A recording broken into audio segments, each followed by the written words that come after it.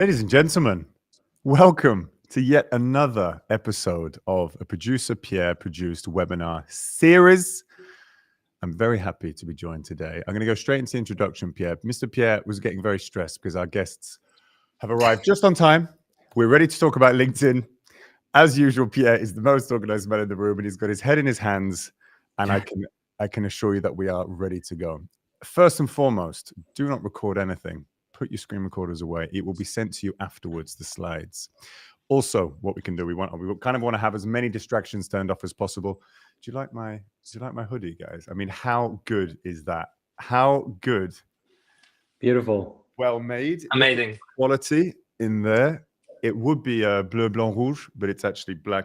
It's red, black, and white. So there you go. Anyway, not relevant. Thank you, Romy, for sorting that out for me. I'm going to summarize what we're going to go through today, and I'm going to introduce the guests to everybody. By the end of today's session, you will know exactly how to get the most out of your LinkedIn outreach. You're probably doing LinkedIn pretty well right now, but it could be a little bit better. How do you A/B test? Do you send messages when you are reaching out to someone in a connection, or do you leave it blank? Which one's best to do? Also, how to use it in a multi-channel strategy. You call, you do emails, you do LinkedIn as well. What's the best way round? Do you bottleneck your campaigns at the start? Do you not? That's what we can go through. Messages that actually resonate with your prospects. Mr. Mohammed will go into some of that as well, and then understand how to track the buying insights, particularly something that we're going to go through with you, Max, from Cargo, and we're going to go into that. That's what you're going to get today. Now, before I introduce the guests, throughout the presentation, you are free to, we can see here, I can see all the messages in the chat. Feel free to get in touch. There's over 1,500 of you. How many, Pierre, do we have total today? A lot. There was a banner in London anyway. There's a lot of people joining. So there's a lot of people. So ask the questions. Tell us in the chat, what are you using LinkedIn for? What's your go-to tool? What's your ICP? How are you using LinkedIn? Is it fun right now? Are you frustrated? Are you getting a lot of results? Speak to us. We're nice people. Mo's from Twain. They're lovely people there. I don't know Max as well, but this is what we're going to do. Without further ado, Mr. Mohammed from Twain, can we please understand how you're at the cutting edge of AI personalization, my friend, and hear from you? How are you? Yes. Hey, how's it going, man? Thanks for the invite. Very, very excited to be here. Already saw that we have people from Hawaii and India. Hawaii? Yeah. Cool. Pretty cool. Yeah. So how did we get here? The quick origin story is that I was leading revenue at my previous company for 7 years, expanded to multiple markets, was a marketplace, B2B site, multiple B2B sites. And this was like from 2013 to 2019. And back then, I always struggled with like high stake, let's say, copywriting. The only thing available was Grammarly. I love Grammarly. It was amazing. But I always knew that it was not built for sales. And then when I thought about what I'll do next, this problem popped to my head over and over again. Had no idea what language models are at that point. I just knew that Grammarly somehow figured it out, and I wanted to build Grammarly for sales. And I got insanely lucky with timing. ChatGPT came out. Language models are getting better and better, and now we are the copywriter on a lot of teams. To make it easy for them to do multi-channel outreach. Which is what you're going to show us today, because I've seen the slides, which producer Pierre has. Everyone say hello to producer Pierre, by the way. He gets very embarrassed when people say hello. Look at him. He did an incredible job, by the way, for everyone. He did a really good job. Very good job. He makes it so easy for me to arrive and just go, right. He goes, Tal, can you please just concentrate just for 2 minutes, so just to run through the slides? And I go, yes, Pierre, here we go. Max, I'd love to hear from yourself. How are you, my friend? Doing great. Do you hear me well here? I hear you so well. Nice. So I'm calling from San Francisco right now. So I think I'm really on the right tech hub for this event. So I'm really excited to be here. And for me, I've been working for 10 years in growth, and I've been doing my arms, I would say, my weapons at Spendesk for outbound for the outbound motion. And we'll be discussing today about the signals, two specific signals that in fact you can use by aggregating them, so you can be a bit more relevant than just saying, for instance, hey, I saw that you went from previous company to new company. Congrats for your new gig. I mean, everyone is saying the same stuff. So we are going to discuss this a bit more in detail after. So thank you for having me again. You're very welcome, the pair of you. Thank you. To run through, we got Hawaii, potentially Hawaii. We've got, what else do we got? Yeah, Annie from India. We've got some, what else do we have here? We've got inbound leads there. Nashville, Tennessee, Michael. I'm not going to do the accent. Mario from Mexico. Elizabeth from London. Bernard there with a Polish surname I can't pronounce. Poland, Philippines, Belgium. Quinta. Amazing. Denmark, Peter Adolfsson, hello. Peter, hello. Good to see you. Tricia from the Philippines. Hello from Brazil, Renato. Tudo bem? Jaeger, hey, producer Pierre. See, they're all waving at you. We'll carry on. Nice to see you all. What are we talking about today? Multi-channel, LinkedIn. Let's carry on. Pierre. Overall, what is it? The purpose of what we're doing is essentially you can break it down into 4 normal factors. So you can have in person, but let's just say right now you normally have through tools, LinkedIn, email, phone calling. That's what you break it down into. So why does it matter? Well, when you work on leads, you need to basically knock on each door. If someone has a very crowded inbox and is busy, they may not reply via email. But what they might do is they might see a LinkedIn message on their phone and immediately reply. Name of the game here is knocking on the doors with relevant messaging, a problem that you solve, and making sure you get that reply. You increase the probability that happens, the more channels you add. That is it. Any beginners right there, that's what we're doing. Why does it matter? Well, also there's pros and cons to all of it. So I said you have relationship building in person on the right-hand side there, but also you have emails. What are emails? They're scalable, but there's deliverability, and also it's really crowded. We all know that. They're also getting smarter. Gmail and Outlook are getting smarter. ESPs are getting smarter. LinkedIn, 100% deliverability, but do they always hit? Is the limits enough? Can you actually be specific to an industry? Can you scrape data? Max is going to go through that later on, but there is also those cons as well. Calling, difficult, not really scalable, but it's less crowded, so it hits, you know, more often than not, you can actually be able to get through to someone if you've got a good pitch and go through calling. So all of them have their perks. How do you do them all at scale with the amount of leads that you need to actually hit your meetings booked target and quota? Grow your business, look great, so on and so on. Moving on. Mr. Pierre, the next slide is this. So it depends on the contact information that you actually have in terms of what you do. So a lot of people asked me about an hour ago, I was sat in a call and someone said, Tal, should I have my first touch point as LinkedIn? The answer is you can. If you get 1 to 5% positive reply rate or 5% plus is the golden zone, great. You do whatever works. However, more likely than not, you're going to want to separate deliverable emails. If we zoom in slightly, Pierre, deliverable emails is the key for emailing, and you can do much higher scale in terms of emails. You can have what's called inbox rotation. You have 5, 10, 15 email addresses, all sending a safe amount of emails per day. It's less than 30 per day, if anyone wants to know. Then you can create a campaign like this one in Lemlist, which can send emails one side and automatically, based on the data you have, LinkedIn, you can see the invitation there in the middle. Then you can go along and send a chat message. Then if you have none of this data, you can even call them or have a manual task. Go and visit the office, go personalize something, send a bouquet of flowers, send some chocolates, whatever you need to get the meeting. Depends on your industry and what data. You can't always know that you're going to have that data, so that's where you have a multi-channel. Email versus phone. Okay, what if you're in recruitment, Tal? We're in recruitment. I'm in cybersecurity. I'm in this. It's really hard to do this. Okay, LinkedIn outreach you may need to do if you're in recruitment. Tal, it works best. Great. You carry on with that. Then you could follow up with another message via email if you don't get a reply. Or what you might want to do if it's a local retail business is do a little email so that they have some information about you. They've seen your name. They've seen the email. They've had a time to think about it. Then you call them up. Hi, just calling you because I sent you an email earlier on. Is it okay if we talk about this? Wondered if we could have a chat about this. Great. If they don't reply or they do reply, either way, you can maybe knock on their door if you're reaching out to SMEs. But you get the point. Multi-channel, the way it comes down to is messaging, the data you have available, come onto tools like Clay, come onto tools like Enrichment, Lemlist, and so on. Then that dictates what you need to do and the shape of your campaign, which for me is one of the 4 pillars: deliverability, finding leads, data quality, and copywriting. Those are the 4 pillars. Moving on, Pierre. So here it is. Okay, what about LinkedIn versus phone? So if your zone of genius, you will have seen those people online.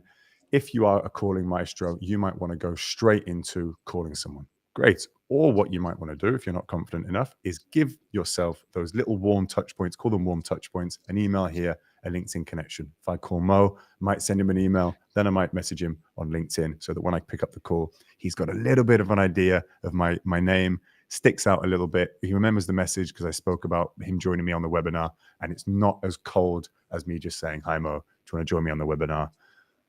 Yes or no? You see what I mean? It's a little bit different. If you're more confident, you can do it. It also depends on your budget. So if you have lots of money, if you have lots of credits, then what you can do is you can use a tool such as Clay, which is, let's be honest, creme de la creme, the best in terms of lots of data points.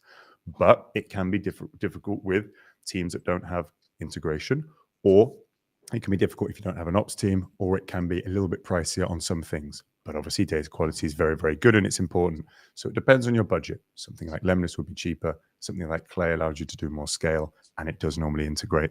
If you can get to Clay, you're in a good place.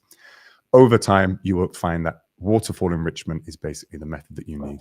It is a way that you ask different data providers. You ask them, okay, does this person have Mo's email? I'm reaching out to Mo. I have 6 or 7 different providers. Let's try provider 1 automatically, provider 2, provider 3, provider 4. And I know that Mo can do some of this because he's already sent me a campaign with that exact thing from Twain. Let me know in the comments. Do you know what waterfall enrichment is? Is this new to you? Do you know how it's working? Have you heard of it before? You've heard of Clay, I'm sure. Have you tried Lemlist, etc.?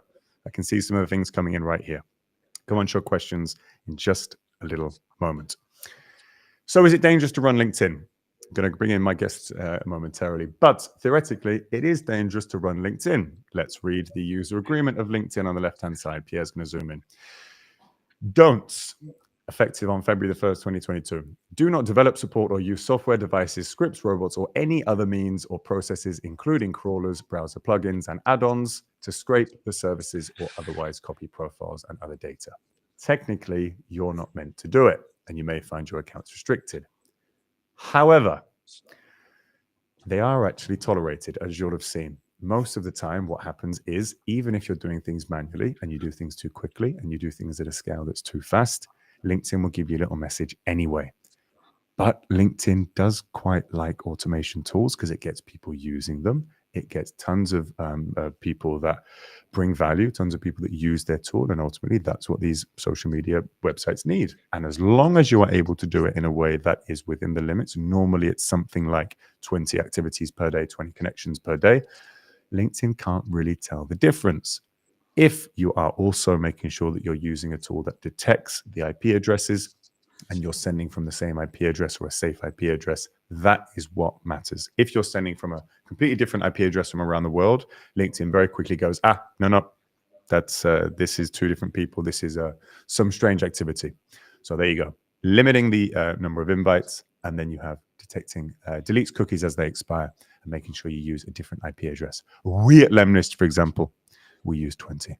So there you go. That's how you start to have good practices inherently in your tool.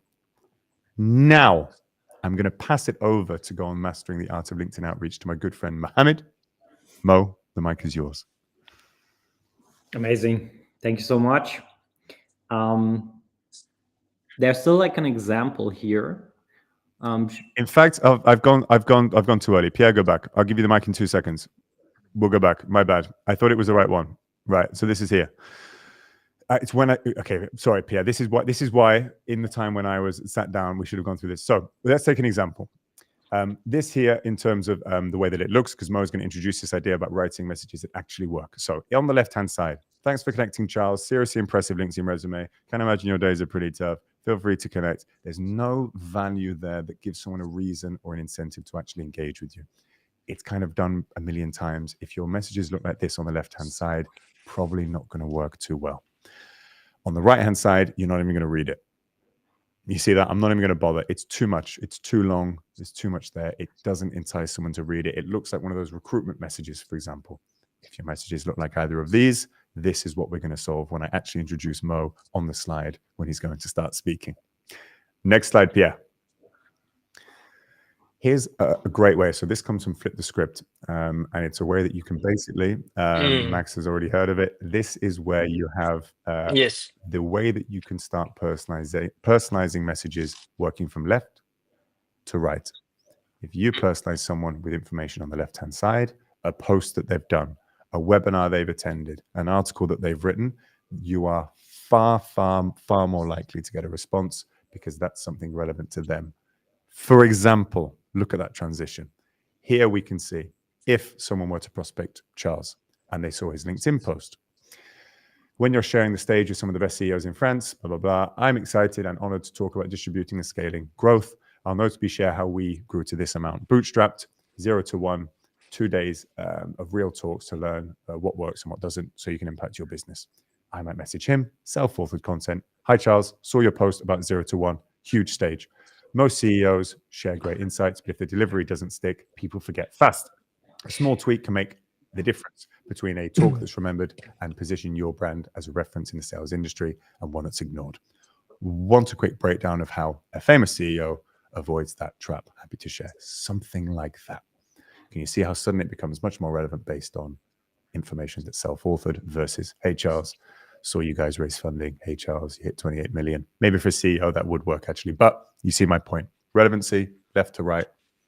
Personalization, in fact, is what it is. Next slide. And Max, I'm going to ask you about that after we hear from Mo. This is the actual slide, Mohammed, if you could take over the mic from here. Awesome. Yeah, very happy to. So what I've prepared for today is that I had in mind to make it as actionable as possible. And I'm always trying to be thoughtful that what I know about Twain, because I use it every single day, and I'm basically obsessed with language and copywriting. It's not the same for everyone, and it might just be one small part of your job. So please ask any questions, anything in between.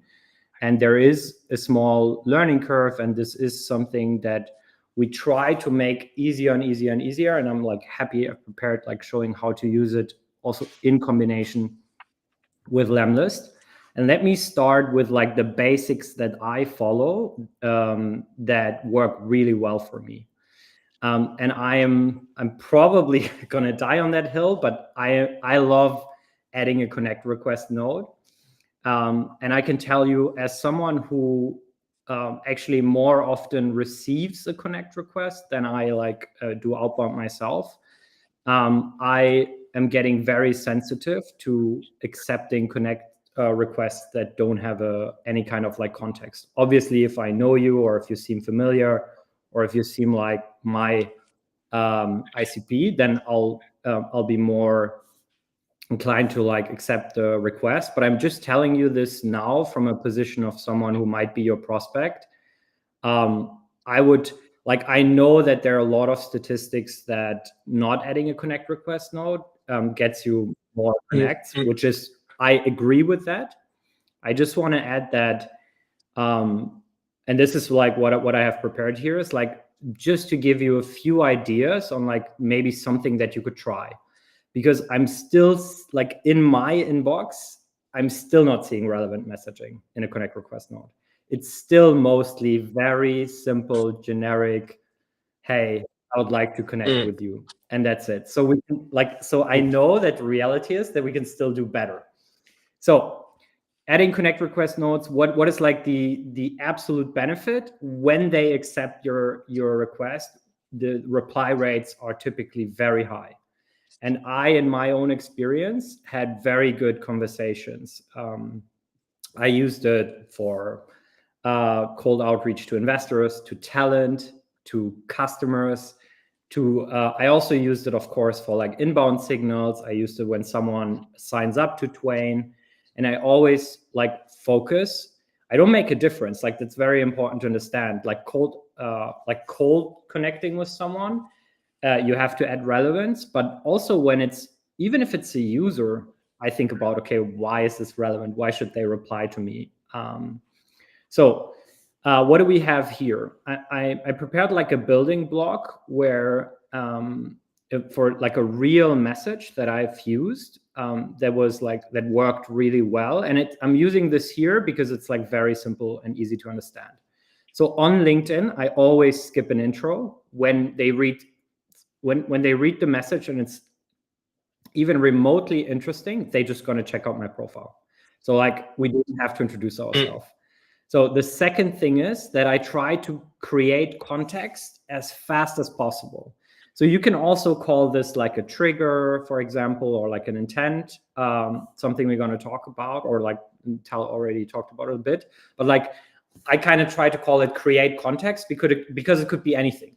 And if it's like totally cold and you don't have an intent and you don't have a signal, then just think about it as like context. And in this case, I started with my intention. I was just upfront with like, what is my intention? Why am I reaching out? And then you'll see I'm following with the benefits. So, and when I talk about benefits, this might seem like super obvious, but it's actually not that obvious. So for example, I wrote, this is a paid, potentially long-term relationship. So why am I mentioning that this is paid? Already in a connect request node where we like all real estate is super valuable and limited.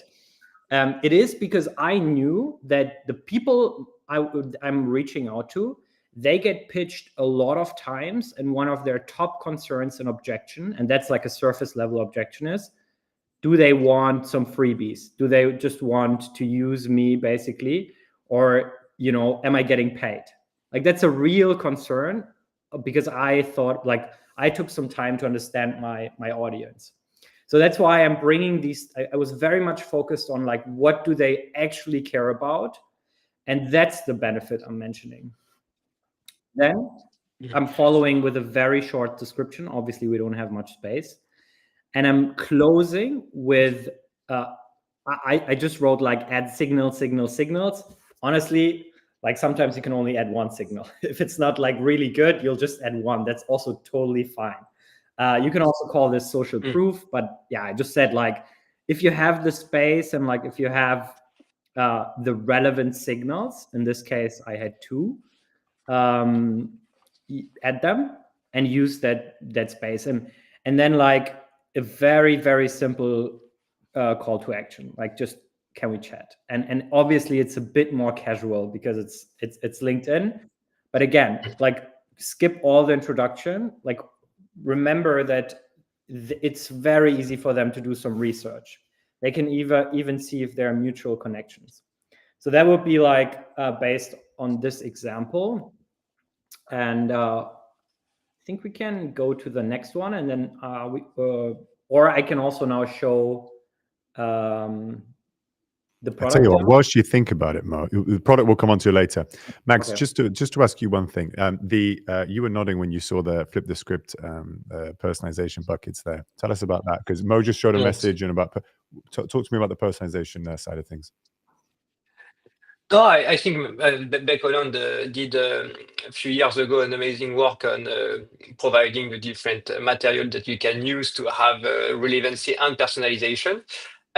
What I like, I think also in what said Mohamed is like, yes, personalization is good, but it's also overhyped sometimes. I mean, relevancy beats personalization. If you tell me that I have a cat or a dog, yeah, I don't care. To be honest, I really don't care, even if it's true. So I think also relevancy is something that you need, of course, to compose with, and this is what Beck Holland really explained very well in the flip the script. Is like, of course, personalization, but personalization without a bridge to relevancy doesn't help anything. So I think it's I mean, everything that is said here is totally relevant, and it works also for people that are not necessarily connected to LinkedIn. So I guess it's a really good framework to start to think about, okay, what can I use as a way to shape my approach so I can resonate? But this is what matters, is really resonating rather than just personalization for the sake of personalization. I have a quick question though for Mohamed, that seems to be really passionate about this copywriting stuff. Is it on purpose that you really have no space, nothing like that. So it's really like a pattern interrupt. Because we always do the same thing. Hello, then space, and then you have your things, and then another paragraph. And here you packed everything. And for me, it's like, oh, it's different, and difference is what grab attention. So I'm curious if it's on purpose or not. I think it was not on purpose, actually, because I've also used I used the same messaging for emails as well. I couldn't find everyone on LinkedIn, and there I have followed white space because I mean, we have 83%, I think, people read the email for the very first time on mobile. So white spacing. So I think it was not intentional, to be honest, but great that you picked it up. No, but that's interesting. That's very interesting because also this, even in the email, I was playing with it, having the big first sentence, because it follows also the way we read email. Exactly, the F curve. And it's a pattern interrupt, because by 90% of the email will be like, hey, first day, up, and then you go one line after. And I think also playing with pattern interrupt things and concept are very interesting, because this is just the way to be the signal in the noise, basically. So nothing to add to Mohamed. I'm pretty aligned with everything he covered. Creativity is a great thing as well, and pattern interrupt and creativity I find are very closely linked, and there's lots of different best practices to follow. But at the end of the day, if you have an email or a LinkedIn message that starts with one thing and works, you win. Like that's what works, whatever gets you your results. Now I just want to go on to one question very quickly, Mo, before I let you carry on. See in the chat, great questions in the chat. One came in from Lisa Gills. I was in Helen Pritchard's LinkedIn group, and she said never to write a message. This is one that I have done research on. Maybe Mohammed, you have a reason why I'll let you guys go first, and then I'll maybe add on. Go ahead. Go ahead. Never write a message in a connect request node. Is that like the question? That's the topic question. Yeah. Well, I mean, it's a very, very simple answer. If you can't write a good message, don't write it. But also, you have no right to pitch slap someone after they connect with you if you don't add a thoughtful message. If you add a thoughtful message and they connect with you, even if they don't reply, because sometimes you just forget, myself included, it's totally acceptable. You forget to reply to me, let alone to other people that you don't know. But I like never is in my opinion, it's just like it's not nuanced enough. Like if you have a good message, again, what Max was saying, like it doesn't have to be like personalized, but what I did was personalization in the sense of I really thought about what is relevant to them. So in this is real, like I do it all the time. So I can't just say, like, I can tell you it works, but I think just to add on this, I think it's just my intuition there, because I'm the team blank invite. I'm definitely the team that never add any message. However, I think the good thing in what Mohamed is doing is that at least you set expectation. So if the guy accepts, he knows that there will be a sales relation. Whereas when you are a bit like, I don't reveal my intention. Yes, maybe you have probably better connection rates, but then how much people will take your pitch and react in the good way, etc. This is where it becomes tricky. Is to not be like a sales pitch slapping. I don't know the term you're using, but this is really like how you try to provide value and arrive in a way that is like relevant and not too much salesy. But I'm still the blank invite, because this is what I would do for Tal, even if I don't know him personally. If I did, I would have not saying, hey, Tal, this is Max. I mean, if you feel confident for me that we should connect, you don't need to have this explanation with a personalized note. But the limitation is that Mohamed, when he has the invite accepted, the guys knows. And this is super. I think this is something that you will see in the conversion rate, because people knows that you are going to sell and you set the tones. So for this reason, I will probably do an A/B test on what's the meeting book rate between the two approach, this would be the most interesting way to We'll look get at these it. guests back, Pierre.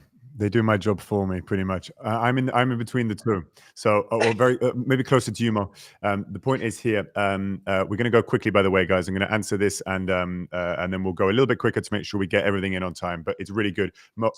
Pierre, can you put Jonathan Mahan, either one of his messages, but the first one where he put the people hate being sold to right after the connect to someone. Put that on the screen. That's the killer point. Whilst Pierre's doing that, my advice to everyone is make sure you put a message inside every single connection request. You will get statistically more connections if you leave it blank. However, because I did the research for this in a video, you are 7 to 10 times less likely to get a positive reply after you have not sent a message when you reach out to someone. Pitch slapping, like Mo said. So if you want connections and you want to increase your connections, set up something in Lemlist, set up something in whatever tool, and send blank to everyone. If you want to start conversations, book meetings, give someone the opportunity, and this is Jonathan Mahan's next point that he even put an example of a message he'd send. Very good. You need to give them a reason to see whether they should or shouldn't connect with you. If they say no, then they delete you. Fine. You weren't going to get a meeting with that person anyway, but you definitely weren't going to get them if you do a blank request and then follow up afterwards. 7 to 10 times less. So there's the stats. That person, great question. Who put that? Lisa, really good. That's the advice. That's it. So I'm going to die on that hill as well. Max is sort of in between. Also, final point: people have a lot, and if there's someone that's a big C-level or whatever, and they don't clean it, if you don't put a message, you are missing out on differentiating yourself from hundreds of other people. So that is a big thing. Everyone will read a LinkedIn connection with a message. Everyone, I promise. If they don't have a message, you get blended in with everyone else. That's my point. Really good discussion. Can we move on just on that and we go? Yeah. Mo, you go, and then we'll do the sharing the screen, and then we'll yes. Yeah, we'll do that. Yeah, I want to be very respectful of time, and because this is going to be shared afterwards, we're going to keep this one extremely short so we can jump into the demo. So this slide is actually 3 phases of a funnel discussion, and I just want to give this to you because these are real questions that I ask with my prospects at the first stage. So at the first touch points, either it's inbound or outbound, I qualify through these 2 questions that I really like. Is solving this a priority, yes or no? And if it's not, then I will also deprioritize this lead. Obviously, I'll ask follow-up questions. Does it make sense to share a walkthrough with you? So I want to understand, hey, is this something you want to learn more about right now? So that's very, very early in the relationship. So a little bit, let's say the second stage is basically on a call or right before a demo. That's typically, I definitely have an ongoing conversation with them. And then I constantly qualify them all the time. I always think about qualifying them because you have to be so sensitive and respectful of your own time and of their time. So I asked them, why haven't you solved this already? This typically gives me a lot of insights on maybe they have used competitors, maybe they have used different. So I'm trying to find patterns and who's a good customer for us. And that's typically a story that I build. And if I see and hear similar things, then I also get more excited and I get more confident that we are the right option. So the second thing is very straightforward. Small start plan starts at 115. Do you have the budget? And then the third one is on demo. And these questions you could just take with you and test. And that's it for this slide. Beautiful. Thank you, Mr. Pierre. We move on and then we do 1 or 2 things. The questions, by the way, guys, amazing. I can see all of them in the chat. You guys are speaking to each other as well. It's really good. I don't think we'll have time because we've got 10 minutes, Pierre. Wait, okay. Right. The next bit is, let's go here, converting LinkedIn workflows. Okay, here we go. So I go first, and then I'm going to show you the next slide, Mr. Pierre. This one here, how to engage with people who visited your LinkedIn profile. One that even, to be honest, I should exploit more, take advantage of more. It looks a little bit like this. If I go on to, Max is nodding his head. If I go onto this here, and I just share this. There we are. We're in my LinkedIn. Let's go on to lead filters. And then I go on to viewed your profile recently. That's all. If I then type in, current job title, who do I want to reach out to? Who do I want to actually find? I want to find the people. 1K results goes down to 2. Why is that suddenly gone down to 2? Because before I had like 38 in there. Was it operations? I think it was operations, Pierre. Yeah, probably. Yeah. You're getting too much too much intimate. There we go. Yes, looking very uncomfortable on the seat over there. Okay, 39. I knew there was a different way. Okay, so all of these people have viewed my profile recently. They are warm. They're at least showing interest in me somehow for some reason. So I want to make sure that I take advantage of these people and get in touch with them. You see, all I do, this is in French because my laptop it says send people to Lemlist. So I click this here, send all the profiles from all the pages, and then I can decide whether I want them enriched or not enriched. For the sake of this, I'm going to not find verified emails, and I'm going to send them to a little campaign we prepared earlier, which is called LinkedIn Visitor. There it is with the shades. Bingo, campaign, enrich leads, add to campaign, and I'm going to make sure that it's actually like that. What it will do is it will go green, and then I will share my other one. Oh, lovely. And then if I come here, there's my campaign. Where are my leads? Great question. Here they are. That's it. That's all you have to do. So what it's doing here is it's enriching the LinkedIn data. So it's finding current company description, employee, all of these little things that we can see. So if this person here, Chris, Mr. Martin here, we've got the company information. We've got the company name. We've got the company domain. We've got the company description. Killer point to use AI. You guys can reach out to me on LinkedIn or any of the other guys here on how to use AI as well in that. In Lemlist, I use it all the time. So on and so on. Why is this relevant? Well, it allows you to personalize and make your outbound more relevant at scale. See what I mean? Then very quickly, I'm going to go on to the campaign sequence here. I start with the LinkedIn, for example. What can I do? I can actually also A/B test each of these steps as well. So I can fill step B, and just like Max said earlier, I can A/B test. Saw you check my LinkedIn profile, saw you went on, don't personalize it like that. But you see, you can change the message completely, see which one gets the best positive reply rate, and then you're ready to go. Once they accept, you can have an advanced condition. If they don't accept within 1 day, send them, for example, an email that looks like this. If you want this email, don't worry, we're going to send it. Let us know. We're going to send it in the email afterwards. I won't go through every single email here, but there you go. All relevant messaging to people that have the sales ops profile, operations profile, and have visited my profile. So I have that information. Right message. It's high pace. High pace, like everyone, one day. This was just an example, to be honest, though, but that's a good question. This, for me, doesn't really change too much. We won't go too deep into this, but as long as you have 1 day, 2 day, 3 day, the frequency at which the interval between the steps that you have, not going to really move the dial that much unless you're sending 12 step sequences day.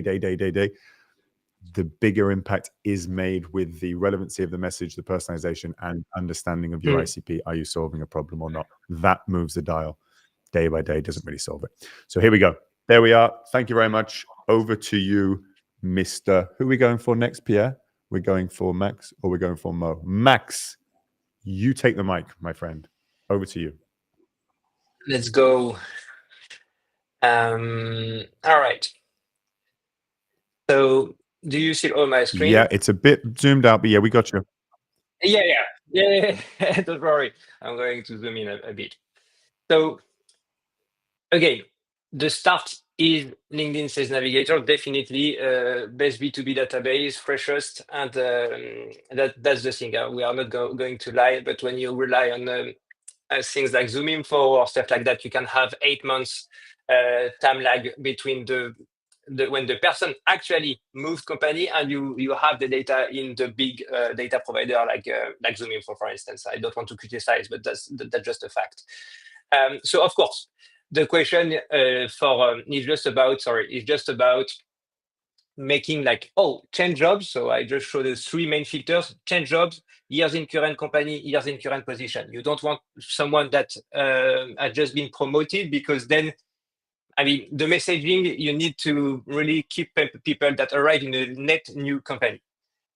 And then what matters, I think, is, so the rationale, just as a reminder, is like 70% of the budget of a new hire, so a new executive, is spent in the first 90 days. So this is why this momentum is important, and it makes total sense. I mean, any people here that has been arriving in a position, you have a fresh perspective on the business. You probably have a budget to check the status quo, and you're the new sheriff in town if you are an executive. So you are going to do something that to change basically the actual status quo. So that's the reason why a new hire is always a good signal to listen. Zoom in slightly, Max. Just zoom in so we However, can see as well when you go. Yeah. Yes. Oh, sorry, my bad. Of course. So here I have the data from LinkedIn. What I want to highlight here is like the beauty of signals is, of course, one is to populate net new account programmatically in your CRM. That's the most used version of this. But the second part is reactivation, because there is someone, and I don't know who said that at the beginning, but there is someone that say, yeah, if you lost an account, it will stay stale in your CRM for 3 months of inactivity and then engage the exact same way as 3 months ago. And it doesn't make any sense. And the beauty of signals is also to do some reactivation in a bit smarter way. So I will show you after. And the third one is customer. Just really holistically speaking, and this is very, I mean, everyone can relate. If you consider that this new hire is an opportunity to get in touch with a targeted company, it could be also a risk of churn if this company is a customer. Example, we are Lemlist. We are looking for VP of sales arriving in a company because it means that they're going to structure the sales department, etc. What if this VP of sales say, yeah, but I've been using for 10 years outreach? And there is this big risk as well, where in fact, even if this company is a customer, you want to engage and you want to treat this information. So how we do that? The first part, of course, is to check in your CRM. Could be Salesforce, could be Atio, Pipedrive, any CRM. The first thing is to say, okay, do we have them in our CRM so far? No, apparently for Monte Carlo, I don't have this company. So it goes here because I'm just verifying the condition. Do we have them? No? Okay, then I enrich with LinkedIn, always the same reason. LinkedIn has the freshest data, the best granularity of HQ location, specific employee count. I prefer that. So I enrich with LinkedIn, this time the company data. As a reminder, we start from contact level data. Then you use your provider. So for instance, here I'm using Apollo. So Apollo returned me all the information, but Tal mentioned it at the beginning of this webinar. One provider is not enough. It's finished. I mean, it was the 2020 time. Today, the best provider is the aggregation of all the providers that exist. So this is why I basically checking, okay, do I have the email? Yes, okay. If no, I would have used the waterfall enrichment. So you know the definition, we already mentioned it before, but it's basically using all the providers in the market to maximize the enrichment coverage. Then you can allocate it. So you want to activate, you have now the full picture of this lead on the company. So typically you will allocate based on territory or round robin, whatever, and you will use the Lemlist capacity, of course, because you don't want your sales reps to be overwhelmed. Then you push account contact in your CRM, and then you push to a specific sequence that would have been purpose-built for this new hire event. So this is the first scenario, the most classical, and that is like, yeah, net new logo acquisition programmatically in my CRM. The second part is, yes, we have this guy actually in our CRM, and this is the 3 paths I was mentioning before. Is customer, yes, you still want to enrich to add this guy and say, hey, we have this person that just arrived in a company that is currently customer. Basically, it's a customer success play. It's just to say, hey, we are going to ping the CSM and say, make sure that this guy receive a warm welcome. He is a buyer. He has buyer power. And we want to make sure that he is on board on Lemlist. Close lost, same thing. The 3 months inactivity doesn't make any sense. So first you enrich, then you allocate back, you reactivate the account, and you push always to Lemlist. And Lemlist or any engagement tool, but for me, I would choose Lemlist. And it's working. Here is like a bit tricky because you don't know if your sales reps really engage with him or not. So what I do most of the time is just to create a task saying, okay, this is make sure to triangulate with this guy, and then of course you associate the task to the specific company. So this is how basically the new hire will be treated. So again, there is this big event, new hire, but you have sub-scenario that you need to shape because you want to make sure that you are maximizing all the potential use case. If really I want to be, yeah, but maybe there is more. Yes, there is more. If we check here the data I have as an input, I have the experience. So it means that I know that this guy was before at Stack Overflow. You know where I'm going to arrive. Champions tracking, of course. We have the data. So what you are going to do is to say, yeah, then I want to automatically check the account status in my CRM of their previous company. And if it's a customer, but then you know that it's a champions tracking. So you can also build within the same logic this champions tracking instead of having a thousand of different workflows. So this is it for me. I'm Tal. How much time do I have? You're on mute, Tal, I think so. Be great if I could use tech. Yeah, I think to Pierre, how are we doing for time? I want to go. We want to summarize. How quick is it? How quick is it, Max? If you can do it in 30 seconds. I mean, I can do the fast track. Here it was really to cover the granularity that you need when you do. But for the one, I will fast track it. 30 seconds. So go. I will be. Okay, wow. Okay, so job offer, gold mine of data. You have everything about the mission for which you can automatically relate your company. So the first thing I'm doing is using a prompt, a big prompt, because now, I mean, AI is everywhere. So it's to basically say, okay, this is my value prop, extract the mission for which I can relate my company. So of course, he automatically extract the mission that will be relevant for cargo. And explain why, because you need to double check. The technographic, same thing. So here you have two main use cases. You're listening to a job offer of an executive. In that case, nothing will happen before he will be hired. So in that case, you need to combine job offer and new hire. You just take everything you have from the job offer mission and you push it to your CRM. And then you wait for the new hire workflow to detect the arrival of this specific person. That's why you need to combine both of them. However, if the job offer is about a mid-level seniority, like this case right now, it's they are looking for a sales up guy. So what I'm doing is to automatically use LinkedIn to retrieve the people that is hiring this person. So the sales leader here, that is Sandra. And then, of course, I'm going to enrich a Sandra email, push in my CRM, and I'm going to outreach with Lemlist, for instance, to say, hey, I noticed you are hiring this specific role. One of the mission is to streamline the sales efficiency. Good thing, this is exactly what we do. I work a chat, and that's it. So just the TLDR is like job offer can be used as a way to further qualify your CRM before the new hire event happens, or can be used as a trigger if it's a mid-level seniority guy that has been hired. So that's it for me. I know I didn't respect the 30 seconds. Sorry for that. We'll give you a pass. Really, really nice, Max. Thank you so much. And I think the point there is that you've proven that the use cases you've proven, you've shown the screen. If you want to know more, you get in touch with Max on LinkedIn. There you go. And that's the kind of thing you can go through. Really, really interesting. And I love the customer success use case of someone new has joined.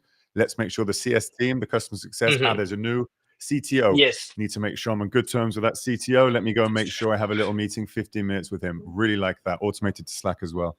I might message you about that. That's interesting. Exactly.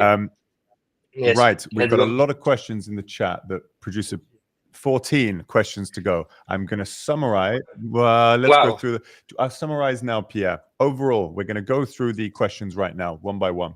So what we've got today, though, before we go into those questions, is Mr. Mohammed from Twain has shown you how to ace the LinkedIn messages.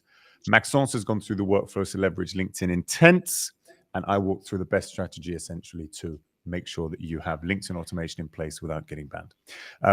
Everything now you have basically to go through multi-channel. You have a way to get the data. You understand waterfall enrichment a bit better, and you have questions in the chat about personalization, about relevancy, about LinkedIn Sales Nav versus any other database, things like that, Apollo, cascade enrichment, and so on. So before we forget, don't forget to check out Twain.ai. Don't forget to check out getcargo.io, and don't forget to check lemlist.com. There, we will do a very quick goodbye at the end. Now we're going to do questions. So questions that you've asked in the chat that are very good ones. How to be sure that emails are not landing in spam. I had feedbacks from people saying they never received my emails sent through Lemlist in brackets. Okay, I think I'll do that one maybe very quickly. There's about 12 to 15 different factors that influence whether or not something goes to spam directly. All of them are influenced. So your domain health, whether or not you have all of the boring acronyms, DKIM, whether you have MX records, whether you have all the best technical setup, whether you're sending to deliverable email addresses, whether you get a reply rate, a positive reply rate, whether you are getting more than 5%, whether you're getting people mark you as spam, so on and so on and so on. Inbox rotation. Are you sending from more than one email address? All of these things, respecting sending limits, data quality, all of it comes down to that, as well as niche things that maybe Mo can touch on, the percentage of your email that changes every single time. Mo, what you want to touch on that as well?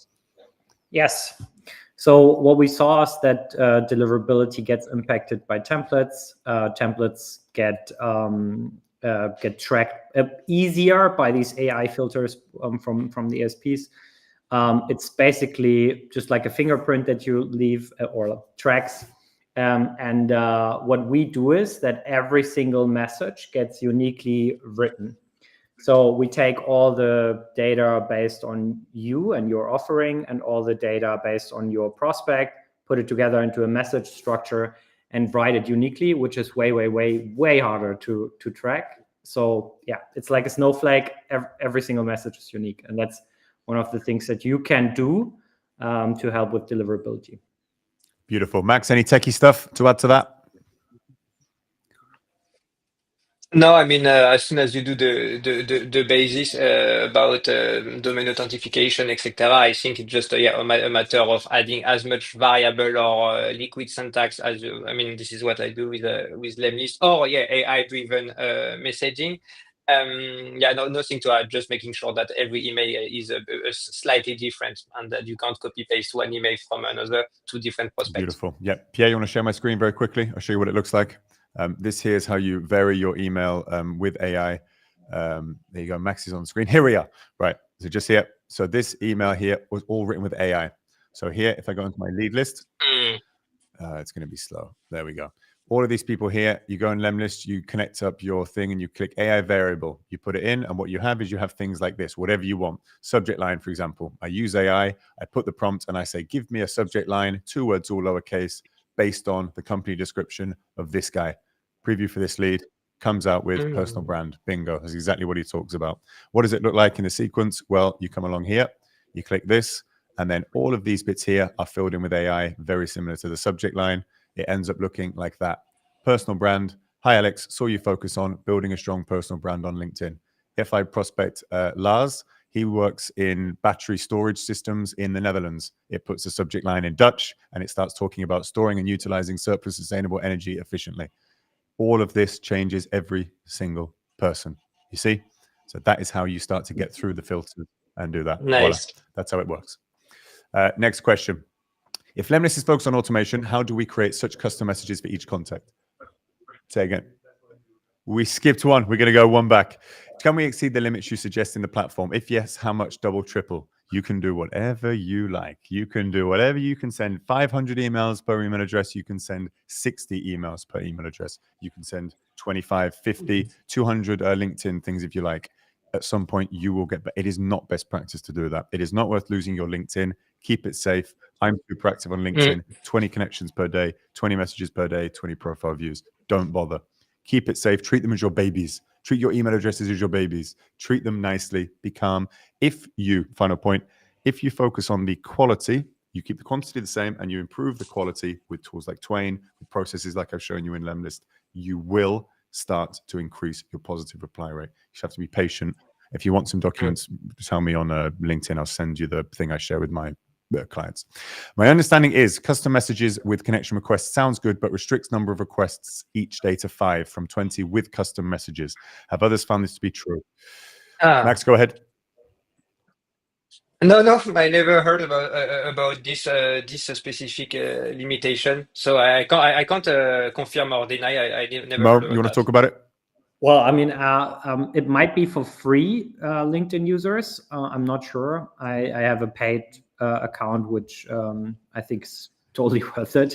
And that's not true for paid, for sure. Yeah. Yes. It's that basically. It's changed recently, and even on specifics, I think it's changed in the past 4 weeks or 6 or like 2 months, that kind of thing. It used to be more. It's come down now, and it comes back to another point that may be coming up. But this is why you need multi-channel, guys. This is the whole webinar. If it starts to get restricted, you can't rely on one channel. What do you need to do? Send some emails at the same time. You see how I squared that and brought it back round, Pierre? All comes down to that. You see what I mean? So yeah, even if it's true, it does happen with some accounts that are free. You have a lower sending limit. You got to try another way, or you got to be better or get paid. Not sure if my message was posted. It seemed like it was. Are we gonna get the web browsing to enrich leads in Lemlist using AI variables? Are we going to get web browsing with Perplexity? Yes, you can. So what you're going to, it's coming out soon. It's unbelievable, and it basically lets you. Pierre's already sent me some use cases. Incredible. So it's basically ChatGPT, but you can just scrape someone's domain. So I can go on Twain.ai, and it is .ai, isn't it? Well, yeah, it is Twain.ai, and then I can basically make my messages relevant based on the domain. It's unbelievable. I'll share that message if you send me a connection request, and then say that, and I'll share with you the use cases that Pierre shared with me on Slack. It's unbelievable. Yes, it's coming. What do you define as a signal? Mo, that was you. Yeah. Oh, that's why I said I think the more universal term should be a context, like that the goal is to create context in your opener. That should be the start of a message. So I think the signal feels like something technical to me, and then maybe Max is the better person to talk to. I personally always focus on creating context. I can do it without a signal. If I have a signal, even better. But yeah, that's what my answer would be. I call them trigger. Max, I think it's basically the same what you spoke about. I call them triggers. It's reasons why you should be reaching out is one of the triggers, and then the signal is. Yeah, it depends on the nomenclature. It depends on the words that you're using, but it's basically, are you reaching out to someone that you can solve a problem for? Yes or no. Reasonably, then in your messages, are you talking about things that are mattering to them and their KPI and the problems they have in hitting them or exceeding them? That basically comes down to messaging. We've all got frameworks. We can share them, I'm sure. Next question, Pierre. What defines a pitch slap message after somebody connects on LinkedIn? Mo, you use that again. Why don't you go ahead, and then Max, maybe you can describe one that you've received, or where we can talk about that. Nice and quick. Yeah. Well, no note in the connect request, and then I accept the connect, and it's typically, of course, delayed, and then I get a fairly long, very much direct pitch selling me something where I get directly qualified. So like a very direct, hey, can we talk? Can we have a chat? Can I send, I don't know, like, is this relevant? So yeah. Anything that goes through your head, Max, where you've received stuff that's annoying on LinkedIn, where you've accepted someone? Yeah, but I mean, I'm still reading it, and again, I just check if it's relevant. I don't care about pitch slapping, to be honest. For me, it's relevancy over everything, and I'm not pitch slap because when, as Mohamed said at the beginning, you need to have a different tone when you're talking on LinkedIn. It's more like it's more on Slack. You know, you want to have something very simple. For me, I'm doing, of course, automated outbound, and I have something like saying, yeah, I'm building a platform for a profile like you, and then there is a variable that automatically say RevOps in post-series B, or that adapt basically on the specific firmographic of the company. Worth a chat. That's it. Very simple, very easy, but I'm getting a very, very good reply rate. So I don't know if in the art pitch slapping, if you send like a giant text, yeah, of course. I mean, no one is reading anymore. So that's it. But I don't think that there is like a really I mean, you can do it as soon as you either on a way to chat and to show that you can demonstrate value. For me, it's okay. Beautiful. There you go. Different opinions, Mr. Pierre. What's the best frequency for follow-up? Waiting 2 days. Jonathan, you had some good questions. I don't know where he's come from, Jonathan, but you had some great questions and great points. Best frequency for following up, right? I'll go first. We'll go round. It doesn't matter. The main thing is the fact that your email, all your best practices are in place. Way more important. All of your multi-channel, yeah. Are you understanding your ICP? Are you writing messages that resonate, relevancy, using it? All the things we talked about today. 1 day, 2 day, 3 day, doesn't matter. Do a 3-step campaign until you get 1 to 5% positive reply rate and iterate. That's it. Mo. Yeah, I agree. I would also start with what's your intention. If you're like having a nurturing campaign, if you just want to build relationship, okay, you can stretch it.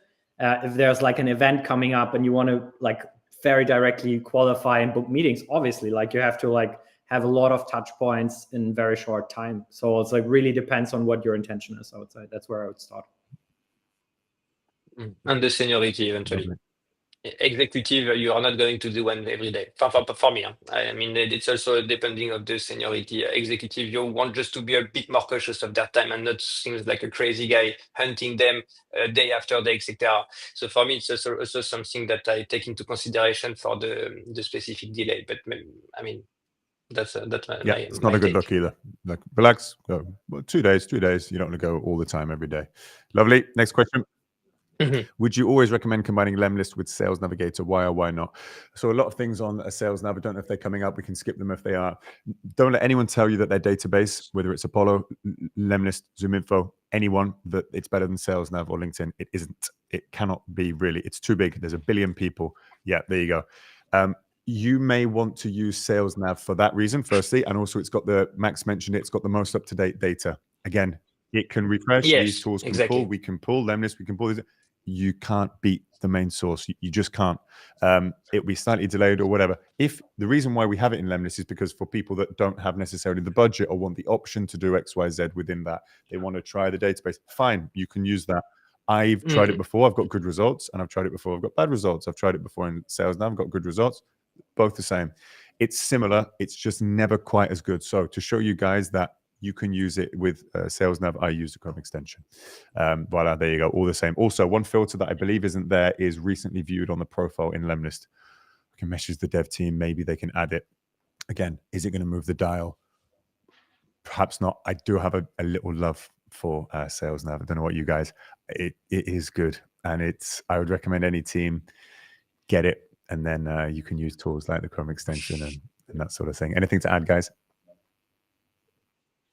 No, I mean, I think just as you say, the nuance is just when it comes to momentum-based strategy like signals, yes, you want something fresh because there is no worse things than saying, hey, I saw that you changed a job for someone that changed 9 months ago. And this is what you have with ZoomInfo. So, of course, this is terrible. But for everything that is not time sensitive, then it's totally okay. And I agree with you on that. Are the phones that we're getting through enrichment on Lemlist mobile or landlines? They are mobile. There may be one or two, but yeah, it's primarily the mobile numbers that you get. We're getting around now 51%, as of a few weeks ago, 51%, because we also have cascade enrichment on our mobile phone. So we have it for emails, and we get roughly 70%, 70 to 80 sometimes, depends on the region, deliverable emails on the email side. So it'll tell you risky, deliverable, undeliverable or not. Industry average is about 30 to 60%. You might have found that on whatever tool you're using. Do you recommend having No. Go ahead, Max. Go ahead. Sorry. No, but I hate this. I hate when people put growth or GTM and you see and it's AE. I'm like, why are you hiding yourself? I mean, it's you're supposed to be a trusted advisor, so be proud of being a sales. It's a hard job, but I mean, it's rewarding also when you're doing it well. So just don't hide between the GTM engineer and you're not at all a GTM engineer, you're a sales. And I mean, I hate this stuff. I mean, it's like misleading. It's almost like, it's misleading. For me, just misleading. So you try to play with the mind of the guy, and I don't like it personally. Yeah, I mean, I can just, I had a series on, I also sometimes post on LinkedIn, maybe some of you saw my content. I had a series that was called How to Sell to Me. Because I wanted to like share and help, and share like, what is important and how I buy, because I bought from cold outreach. I think I really love what Max said, like be proud of what you're doing, because I can tell you like more than half of my friends have been doing this, been a founder for like 12, 13 years. More than half of my friends are CEOs. And no one has ever, not a single time even before I started Twain, talked bad about sales. Every decision maker understands the value of sales because they also sell all the time, internally to investors, to the public, whatever. So I do agree that you should be proud of what you're doing if you're doing it correctly. If you have any bad intentions, obviously you might want to like hide something or something. But if you're proud of what you're selling and if you believe in the product, which both should be true, otherwise you're in the wrong job. Yeah, be absolutely transparent. Be like, yes, you can. I can help you, but let's figure out if it's correct or not. Otherwise, then yeah, we'll stop here. Let's say, yeah. Absolutely. And one thing to add, really nice, one thing to add is you're building credibility. So I talk a lot about emails and a lot about messaging.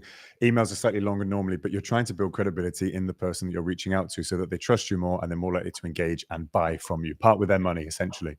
People buy from people they trust. It's not people they like. It's not anything like that. The guys have touched on that. Posting on LinkedIn is a great way to build your credibility because they can see what you're about and that they can see that you provide value if you do. And it comes back to Mo's message again, what the guy said, are you doing something that's actually reasonable, relevant? Tiny little things like your title. Yeah, some old guy in Utah might say, oh, I'm not going to engage with the business development rep again. It's normally because they've lost trust with all of the bad practices that have been shared by people that earn 4, 5, 6 times what me, Mo, and Max earn put together. So don't worry, do your job. Do it well and focus on, yeah, Mo poetically put, what you enjoy doing, what you believe in, and that sort of thing. So that's what I would say. Little green ticks, last point. Little green ticks in people's head and no red X's. That's what you should be doing when people read your message. A little green tick of credibility. Yep, that's true. Yep, that's true. Yep, that's right. And no like that where you turn them off. There you go. Any more, Pierre? Are we done? Pierre's doing this. We are finished, ladies and gentlemen. It's been an absolute pleasure. I'll leave the final word with Mr. Mo and then Max. Mo, thank you for joining me. Thank you. Yeah, it was a lot of fun. I really hope this was helpful. You can just message me on LinkedIn with any very specific question. I know there was one question, when will AI be ready to write the perfect message or the very much human message? Happy to help. Happy to show you it already does. We have the stats to back that, very successful customers, and you will be able to combine Twain with Lemlist. So very happy to share more about that. Thank you for the invitation. I think you'll see more from our teams collaborating. Mo and the Twain team are absolutely lovely. There is no other copywriting assistant tool on the market. I will say that there. There, you can clip that up, Mo, and use it. There, you've got it. Max. Final word, Yep. is that right? 30 seconds. I think my last take is is to think about orchestration. You have limitation on LinkedIn, and not everyone, you want to not do multi-channel everyone because you have limitation and you want to keep this for the best kind of customer you're prospecting. So just for me, you should have a tiering strategy, tier 1, tier 2, tier 3, and based on this tiering strategy, having a related engagement approach. Tier 3, one-to-many email, fully automated on behalf of sales reps. Tier 2, multi-channel. Tier 1, fully manual, super human-led things. And I think we need really to think about that. That's the only way to match engagement coverage with efficiency. That's my last take. Ladies and gentlemen, it's been an absolute pleasure. Thank you very much for joining us. We will send the recording, and anything you need, you can message us all on LinkedIn. We will now reply. Send us your most relevant message. Thank you, guys.